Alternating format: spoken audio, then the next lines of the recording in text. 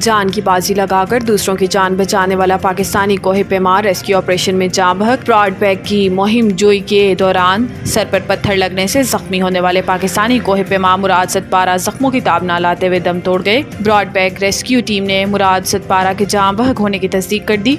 मुराद सतपारा की लाश जापानी कैंप में पहुंचा दी गई है। ख्याल रहे कि मुराद सतपारा हफ्ते के रोज सर पर पत्थर लगने से शदीद जख्मी हुए थे। मुराद सतपारा की लाश आज बेस कैंप पहुंचा दी जाएगी। मुराद सतपारा ने गुज़िश्ता हफ्ते केटू की बुलंदी से कोहे पैमा की लाश को उतारा था। वो केटू की सफाई मुहिम की क़यादत कर रहे थे। मोहम्मद मुराद सतपारा केटू समेत 4 पहाड़ सर कर चुके हैं। हाफिज नईम समझते हैं तमाम मसाइल का हल धरना है तो धरना दे दें। Uzma Bukhari. Chairman social protection authority Hina Parvez Bhatt के साथ मुश्तरका प्रेस कॉन्फ्रेंस करते हुए उज़मा बुखारी ने कहा कि जमात इस्लामी को तो इतने वोट नहीं मिले जितने धरने दिए हैं। धरना अमीर कराची से धरना देकर जमात इस्लामी के अमीर बन गए। हाफिज नईमुर रहमान समझते हैं कि सारे मसाइल का हल धरना है तो धरना दे दें।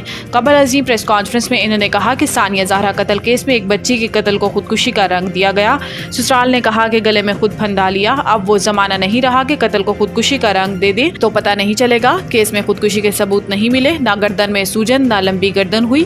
पॉलीग्राफिक टेस्ट किया गया। फंदा में इस्तेमाल दुपट्टे में सास और शोहर के DNA मिले हैं। इन्होंने बताया कि सानिया ज़हरा का कत्ल पहले ही कर दिया गया था, जिसे बाद में फंदे से खुदकुशी करार देने की कोशिश की गई। सानिया ज़हरा केस में लोग कुछ ताकतवर हैं, लेकिन अब वो ज्यादा देर तक बच नहीं पाएंगे। अगर हमारे दौरे हुकूमत में जुल्म हुआ तो जालिम को सजा मिलनी चाहिए।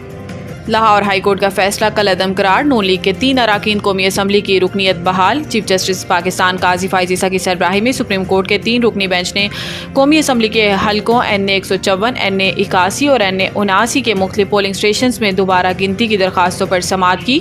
सुप्रीम कोर्ट ने वोटों की दोबारा गिनती से मुतल्लिक इलेक्शन कमीशन का फैसला बहाल करते हुए नून लीगी रहनुमाओं की अपीलें मंजूर कर ली और लाहौर हाई कोर्ट का इस हवाले से फैसला कल अदम करार दे दिया। अदालत ने लाहौर हाई कोर्ट का NA 79, 81 और 154 पर आज़ाद उम्मीदवारों की कामयाबी का फैसला कल अदम करार देते हुए इलेक्शन कमीशन में वोटों की दोबारा गिनती में नून लीगी उम्मीदवारों की कामयाबी का इलेक्शन कमीशन का फैसला बरकरार रखा। सुप्रीम कोर्ट ने 2-1 की अक्सरियत से इलेक्शन कमीशन का फैसला बहाल कर दिया। जस्टिस अकील अब्बासी ने इख्तिलाफी फैसला दिया, जबकि अक्सरियती फैसले में कहा गया है कि इलेक्शन कमीशन एक आईनी इदारा है, इसके फैसले का एहतराम होना चाहिए। कौम का प्यार देखकर खुशी के मारे नींद ही नहीं आ रही। अरशद नदीम। पेरिस ओलंपिक्स के गोल्ड मेडलिस्ट अरशद नदीम का कहना था कि टोक्यो ओलंपिक्स के बाद पेरिस ओलंपिक्स के लिए बहुत मेहनत की थी। 2016 में पहला इंटरनेशनल इवेंट खेला। 8 अगस्त को मेहनत का फल मिला। अरशद नदीम का कहना था कि मेरे कोच सलमान बट ने बहुत साथ दिया।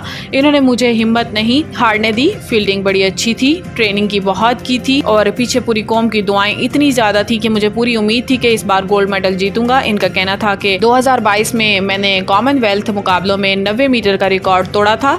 मेरी हर बार कोशिश होती है कि बेहतर से बेहतर करूं। पहली थ्रो में जब रनर अप थोड़ा ख़राब हुआ तो फाउल कर दिया ताकि इंजरी ना हो और फिर अगली थ्रो में मेहनत की और अल्लाह के फजल से रिकॉर्ड थ्रो हुई।